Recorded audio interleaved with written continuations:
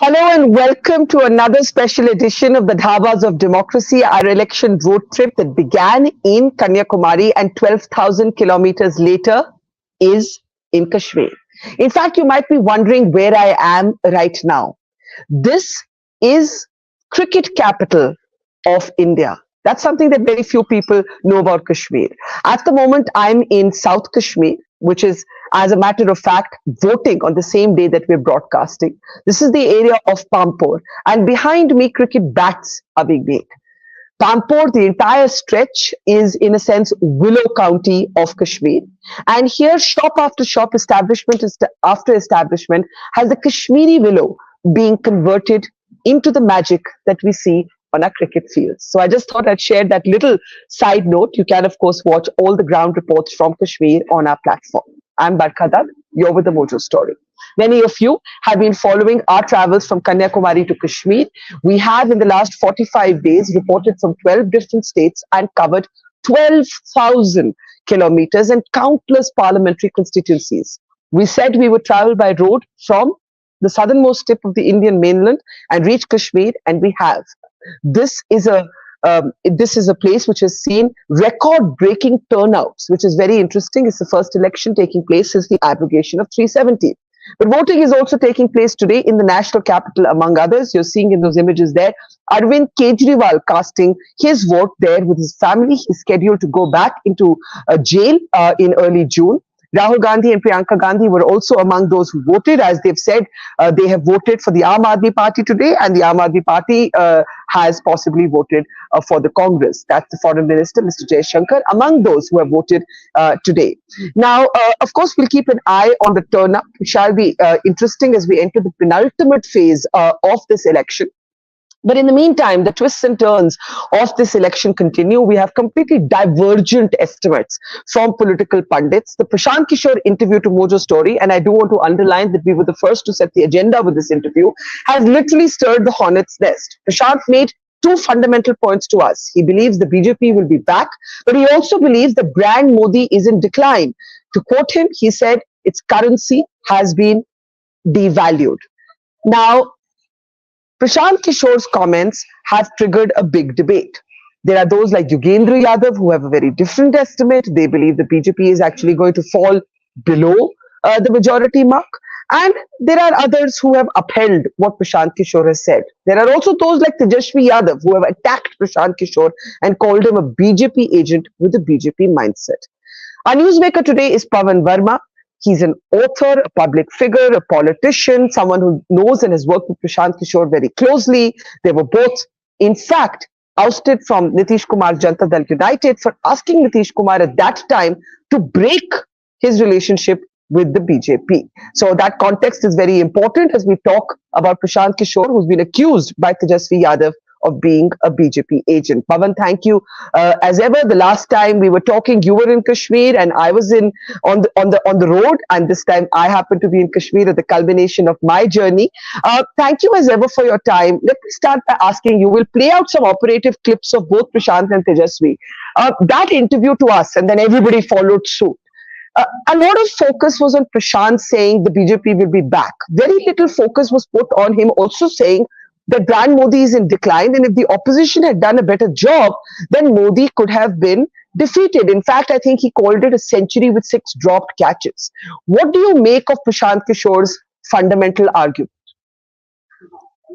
Well, first let me congratulate you on your remarkable odyssey from Srinagar to Kashmir, reporting from the ground. It's sheer tenacity, and I congratulate you on this feat.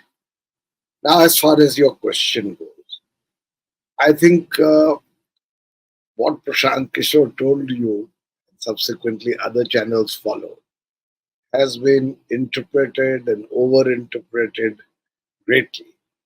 But from my sense, in my conversations with him, he made 2 essential points. He said that on this occasion, the 2024 election, the BJP should get what it got in 2019 or a little more. He is not a psephologist, but that was his let's say, estimation. At the same time, and you are right that this is ignored, he said that brand Modi is in decline. The popularity of Prime Minister Modi is in decline, and that this time in 2024, the vote is not a positive vote for him as it was in 2014 and 19, but a vote which is based on, if not him, who else? In other words, he's pointing to the fractured state of the opposition, the lack of a charismatic figure as opposed to Prime Minister Modi. So there is a fundamental change, a transformative change. And he also says that even though they are winning, if they do, in the 5 years or of the next government, there will be visible public dissent on issues like unemployment, inequality, rural distress, and price rise. So he has made these points simultaneously. Now the Congress used the BJP tactics by issuing a fake letter saying that he has been appointed as the chief political spokesperson of the BJP. I think it's a nice little joke or a prank, but it's a very, very juvenile and simplistic reading of what he actually said. Merely because, by his estimation, this time, because of a weak opposition that repeatedly did not utilize effectively opportunities that came to it, Mr. Modi will be back by default, backed with similar numbers more or less as 2019. Does not mean that he is a spokesperson for the BJP. What it does mean is that he is willing to share objectively his assessment.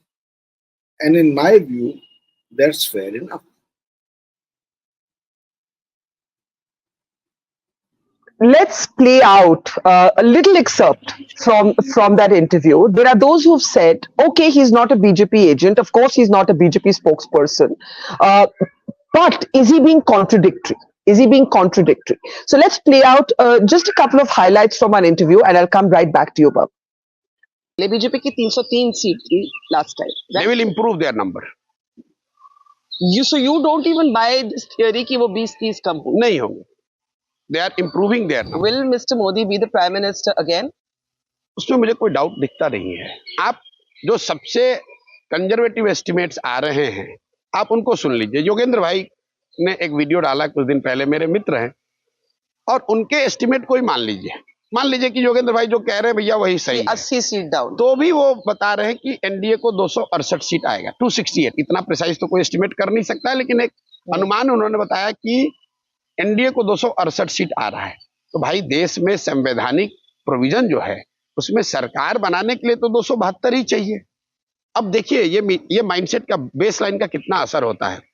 अगर मोदी जी को 268 2014 में आता तो लोगों ने कहा भाई देश में मोदी की आंधी है. आज अगर 268 योगेंद्र यादव जी बता रहे हैं तो वो कह रहे हैं भाई मोदी बिल्कुल खत्म हो गया. ये तो आपने बेसलाइन एडजस्ट कर दिया ना, और ये बेसलाइन आपने नहीं एडजस्ट किया, ये मोदी जी ने चालाकी से आपको एडजस्ट करा दिया. पार्लियामेंट में खड़े होकर ये कह दिया कि इस बार 400 पार. तो लोग ये एक तरीके से भूल गए कि भाई देश में सरकार बनाने के लिए 272 चाहिए, 400 नहीं चाहिए. चुनाव मोदी जी भाजपा एनडीए जीत रहे हैं, लेकिन मोदी जी की जो अपनी व्यक्तिगत छवि है, लोकप्रियता है, उसमें बहुत गिरावट आई है. और ये गिरावट आज नहीं आई है, पिछले कई महीनों सालों से वो धीरे धीरे गिरावट, एंटी इनकम्बेंसी सेट इन हो रही है. ये आंकड़ों में दिख रहा है, सारे एनालिटिक्स में दिख रहा है, मोदी जी के रैलियों में दिख रहा है, उनके इंटरव्यूज और उनके मीटिंग के टीआरपीज में दिख रहा है. आप गूगल एनालिटिक्स उठाकर देख लीजिए, मोदी जी का कंपैरिजन कर लीजिए district by district. The traction which he had, the chatter he had around his name in 2019 is no longer there. अब कुछ लोग उनके जो समर्थक हैं वो ये कह सकते हैं भाई ये तो नेचुरल बात है, 10 साल से प्राइम मिनिस्टर है, थोड़ा बहुत तो नीचे होगा ही होगा, लेकिन ये उनके लिए चिंता का कारण होना चाहिए. ये ऐसे है कि आप सेंचुरी तो बना रहे हैं, लेकिन एक सेंचुरी आपने फ्लॉलेस बनाई और एक सेंचुरी आपने 6 कैच ड्रॉप के बाद बनाया. तो ये चुनाव वो जीत रहे हैं, लेकिन ये चुनाव इसलिए जीत रहे हैं कि उनके 6 कैच ड्रॉप किए गए. विपक्ष ने उस तरह की तैयारी नहीं की, उनको घेरा नहीं, अपनी ताकत नहीं बनाई, वरना वो 20 पर भी आउट हो सकते थे. सेंचुरी तो फिर भी बनेगा, रिकॉर्ड बुक में तो ये लिखा जाएगा कि आपने सेंचुरी बनाई, लेकिन रिकॉर्ड बुक में ये भी लिखा जाएगा कि उस 100 रन बनाने में 6 बार आपका कैच विपक्ष ने छोड़ा. तो आप कह रहे हैं कि ये विपक्ष की बैड फील्डिंग है, पुअर फील्डिंग है कि आज मोदी जी दोबारा सेंचुरी बना पा रहे हैं. बिल्कुल बिल्कुल. Are you saying Mr. Modi is going to be a weaker prime minister than before? Definitely.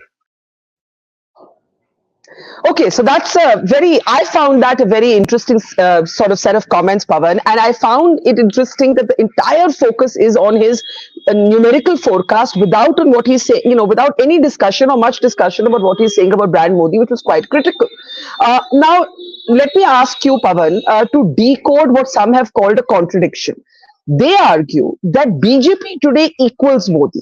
So how does Prashant Kishor say that the BJP will get the same number of seats, but Modi is in decline? How do we explain this?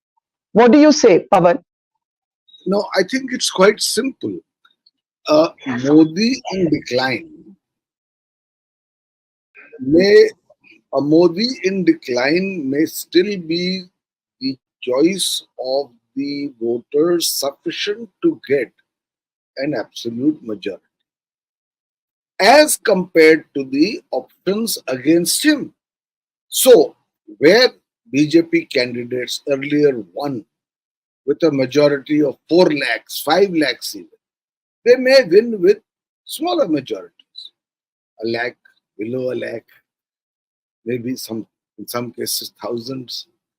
But that, as Prashant called it, baseline, has not been sufficiently challenged by an organized opposition, even when opportunities came their way. And we have all been witness to it.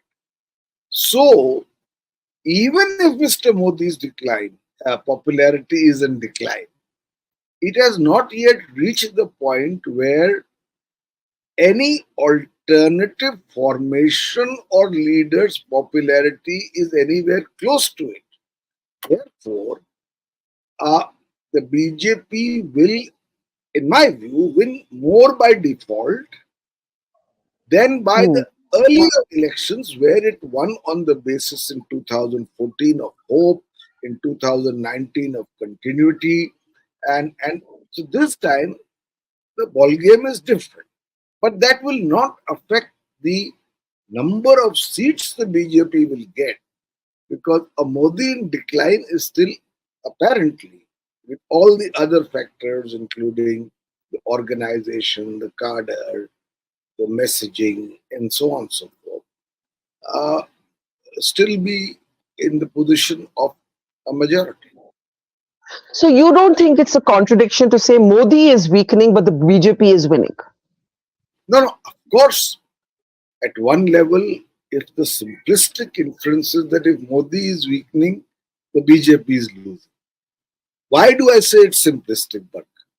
Because a weakened Modi as compared to a much stronger Modi is still stronger than what the opposition collectively, individually is offering. So therefore, I think that is why Prashant, and we've discussed this, Prashant said that his own popularity is in decline. There is a certain fatigue factor against him. He's ubiquitous and saying the same things, including some statements which border on incoherence. But still, the opposition had its chances, those 6 catches which they missed. And therefore, this time not on a positive vote for Modi necessarily, although there are certain factors in his favor too, including above all, if not him, who, and the Russians, the Labharthis. It's a big issue with women and it affects voting choices. So I'm saying that a weakened Modi is still sufficient for a winning BJP on this occasion. What happens after this has to be seen. Okay, let's play out though what Tejashwi Yadav, he spoke very elaborately about Prashant Kishor, including the post that Prashant Kishor held in the Janata Dal United, where you were also a colleague. Both of you were shown the door at the same time, ironically, over the issue of a continued alliance with the BJP. Ironic because today Prashant Kishor is being called a BJP agent. I'm going to play out this clip and then I want to talk a little bit about what Tejashwi Yadav is saying. Listen. Prashant Kishor जो जी हैं, देखिए वो BJP के agent हैं और ये बात आप लोग सब लोगों ने सुना होगा। अब बीजेपी जब हारने लगी तो तीसरे चौथे चरण के बाद उनको बुलवाना शुरू कर दिया बीजेपी के लोगों ने माहौल बनाने के लिए। और प्रशांत किशोर जी को तो मेरे चाचा ने ही कहा था कि अमित शाह के कहने पे हमने राष्ट्रीय उपाध्यक्ष बनाया और आज तक उसका खंडन ना ही अमित शाह ने किया है ना ही प्रशांत किशोर जी ने किया है। और वो वीडियो मेरे पास अभी भी है, आप लोगों के पास भी है, जरूर चलाइएगा, जिसमें नीतीश कुमार जी ये कहते हैं कि प्रशांत किशोर जी को राष्ट्रीय उपाध्यक्ष हम अमित शाह जी के कहने पे बनाए। तो ये तो शुरू से ही बीजेपी के रहे हैं और भैया जो इनके साथ काम करेगा चौपाटी वो बर्बाद हो जाएगी। वो हम जानते हैं, आप देखे होंगे अभी यात्रा घूम रहे थे, वो अपने तो जिला अध्यक्ष को सैलरी पे रखते हैं। विश्व के सबसे अमीर पार्टी भी शायद भाजपा भी नहीं रखती होगी, अपने जिला अध्यक्ष को सैलरी पे ना गाड़ी देती होगी, लेकिन ये करते हैं। पता नहीं पैसा कहाँ से आता है इनके पास। और आप सब लोगों ने देखा होगा पिछले साल किसी और के साथ काम करते हैं, किसी और के साथ फिर डेटा का इधर उधर करते हैं। आज आपका डेटा ले लिया, कल उसको दे दिया। इसी तरीके का काम है जो रहेगा। हमको व्यक्तिगत रूप से थोड़ी कुछ, लेकिन आपको समझना पड़ेगा प्रशांत किशोर जी एकदम बीजेपी एजेंट ने, एकदम बीजेपी माइंड के आते हैं। वो उस विचारधारा की मानने वाले और एक स्ट्रैटेजी के तहत बीजेपी इनको घुमा रही है, इनको फंड कर रही है और हमको भी पता है ये कहाँ fund they. So a number of allegations there. One, that Prashant Kishor was appointed to the post he was in the Janata Dal United because Amit Shah asked Nitish Kumar to do so. Two, that he's being funded by the BJP. The third allegation that Tejaswi didn't speak about, but a number of other opposition members are, is that Prashant Kishor, which Prashant denies, is consulting with an ally of the BJP, Chandrababu Naidu, while, presenting himself as someone who's not in the political consultancy business anymore. Let's start with what Tejaswi has said. That हमारे चाचा ने कहा, he means Nitish Kumar, कि अमित शाह ने इनको party का post दिलवाया जब ये जेडीयू में थे, आप भी थे तब, you were both there, you were both shown the door. Do respond. No, you see, Tejaswi Yadav now quotes his chacha and believes what his chacha said is the gospel truth. It is not, but if that is the case, I think he may recall the hundreds of times his chacha has said that Tejaswi Yadav, the RJD and Honorable Laluji are the very symbols of corruption, administrative incompetence, and have ruined Bihar. He should, in fairness, believe both statements. So, if now he's quoting his chacha, I think he should be a little more careful. Secondly, to say that Amit Shah appointed Nitish Kumar is against the facts. The first time Nitish Kumar appointed Prashant Kishor. He says Nitish said that Amit Shah called him to give Prashant Kishor a party position. So if Nitish said that, and by the way, I'll just make a small correction. Both Prashant and I were objecting not to the CAA per se, but the CAA hyphenated with the NRC, which we believed was a communal policy. It was a divisive policy. And in my case at least, I spoke with Mr. Nitish Kumar, to whom I was very close, that he, with his entire ideological legacy, cannot be supportive of this. Anyway, since we continued to protest, we were both expelled by the same letter on the same day. But if you are asking me the background of Prashant Kishor joining Nitish Kumar, I'm sorry to say I'm a personal witness because it happened in my home, in my study. Nitish Kumar and Prashant Kishor met for the first time at my humble home in Delhi in my study. And after that meeting, and one or two others that followed, Nitish Kumar was absolutely clear, we were heading towards the 2015 elections, that he needs the services of Prashant Kishor, who at that time was still an election strategist. And so much so that Prashant Kishor moved into the personal home of Nitish Kumar and lived there. Now, if Mr. Amit Shah arranged the bed in Nitish Kumar's house, or did up the bedroom, or if he was somewhere present, like Banco's ghost in my study when they actually met, that's another matter. But I'm a personal witness to how that meeting took place, how that decision took place, and how enthusiastically Nitish Kumar welcomed. So now to say, to quote his chacha, after we had been expelled, as being reflective of the truth, quite apart from the fact that even if suppose Nitish Kumar had consulted Amit Shah, and Mr. Amit Shah said, "वो आपका decision है, आप रख लीजिए." The fact of the matter is that Amit Shah was nowhere in the picture.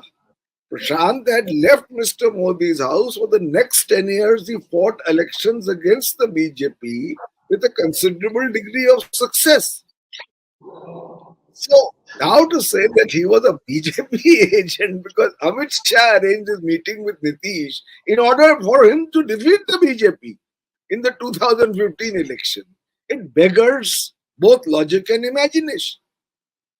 So what Tejaswi Yadav's reaction, I think, shows is a very elementary, basic, ignorant understanding of what is happening in Bihar is where it was 30 years ago after 30 years of Nitish Lalu rule.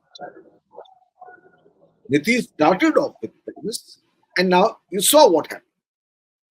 His credibility is at below zero in Bihar. And Tejaswi Yadav in the last election could not win a single seat. Not one Lok Sabha seat. The fact of the matter is, but the RJD was the single largest party in the assembly elections, and he did do well. Indeed, I'm not saying that the RJD has no following. And actually, you should ask Tejaswi Yadav what was the degree of trust his father had on Prashant.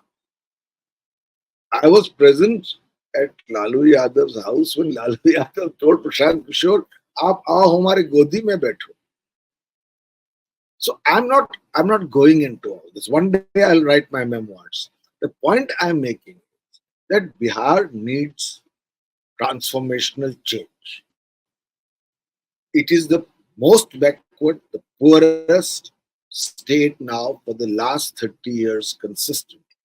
What Prashant is trying to do, and I wish him all success, is to change the mindset of the voter in Bihar through a very arduous process for now close to 20 months and more. He has been living in the village, walking every day 18 to 20 kilometers, educating and engaging and having conversations with the people. That do you want to change your life, or do you want to elect the same set of people for the same wrong reasons? Caste, religion, manipulative politics. That is a transformational experience. It threatens the RJD. It threatens all conventional parties. And that is the Jan Swaraj movement. If the allegation that you didn't answer, that he's working for Chandrababu Naidu, an NDA ally, Prashant has denied this. But you know, this is a persistent allegation because he went to meet him. There was a photograph taken, all of the rest of that, and he's been lashing out at Jagan Reddy. I'll tell you, at the time when he was an election strategist, a job which he has publicly given up, he had helped Jagan Reddy to win an almost impossible election where he got a 3/4 majority. Subsequently, in the 5 years of rule that followed, he felt that Jagan had made too many mistakes, but then he was no longer an advisor or a strategist advising. He has nothing to do with being a strategist or having any connection with IPAC, his team of professionals who work for him. Yes, he knows Chandrababu Naidu, he knows Jagan Reddy well. And it's quite likely that Chandrababu Naidu may have asked him for his advice, or at least asked him not to help his rival. Either which way, he's no longer an election strategist. His primary, overwhelming, I would say, obsession is with Bihar. And if you want proof of that, you must have been to his camp. I mean, you know, to live there for over 20 months, starting his yatra on 2nd October 2022, in the rain, in the monsoons, in the heat, in the winter, with the resolve that he will not sit on a motorcycle, not sit on a car, but to walk every day 15, 18 kilometers. It is a kind of sadhana, which he's doing.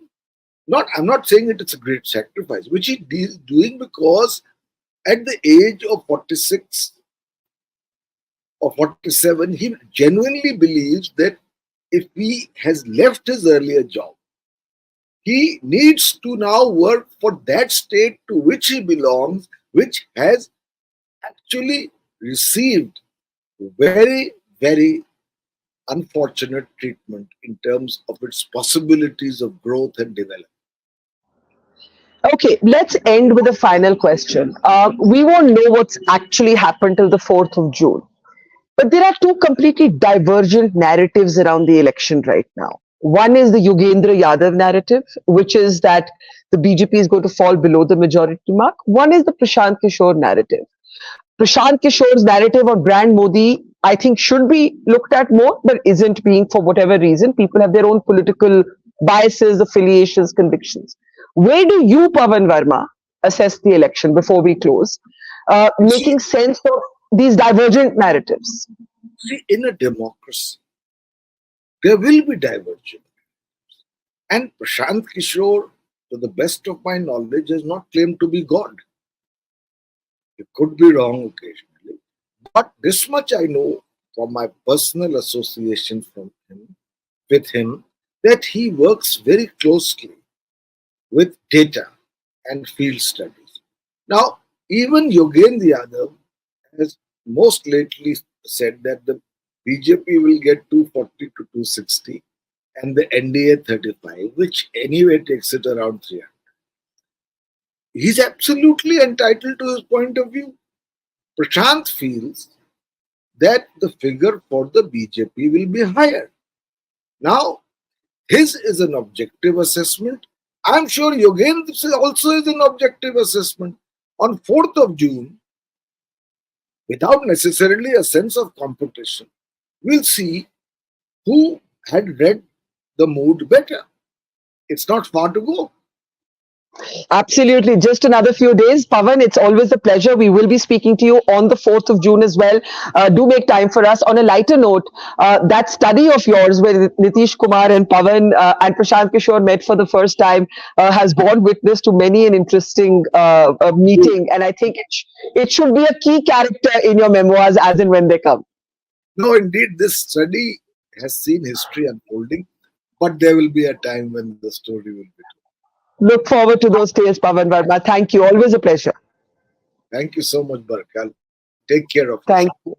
Thank you. And that brings us to the end of this edition of the Dhabas of Democracy, coming to you from a small cricket bat-making factory in South Kashmir, in Pampore. We are here on the ground. You can watch our ground reports, not just from Kashmir, but also all the way from Kanyakumari to Kashmir, where we have traversed, as I mentioned, 12,000 kilometers. Many of you have been part of our journey. If you want to support us, be part of our community, do become a Mojo member. The link is right below. Thank you for watching. See you again soon. We're at the Indian mainland's southernmost tip in Kanyakumari, the confluence of the Bay of Bengal, the Arabian Sea and the Indian Ocean. It is from here that we're beginning our big road trip to the heart and the soul of India, Dhabas of Democracy. That's all about traveling thousands of kilometers to look at the food, the fun, the festivity, the flavors of this election, but also, of course, to tell the stories of you the people, of we the people. At Mojo Story, we have always gone to where the story is. It could be the battlefields of Israel and Gaza, it could be the conflict zone of Manipur, or it could be the sorrow and the tragedy of COVID. We think of all of you as members of our community, of our family. So, I'm urging you and requesting you today to help us tell your stories and our stories. So do become a Mojo member. Support and power our storytelling, but also get first access to our big interviews, our special ground reports, our town halls, and also have the opportunity to ask our newsmakers questions directly, as well as get published on our platform. Become a Mojo member, click on the link below, and see you soon.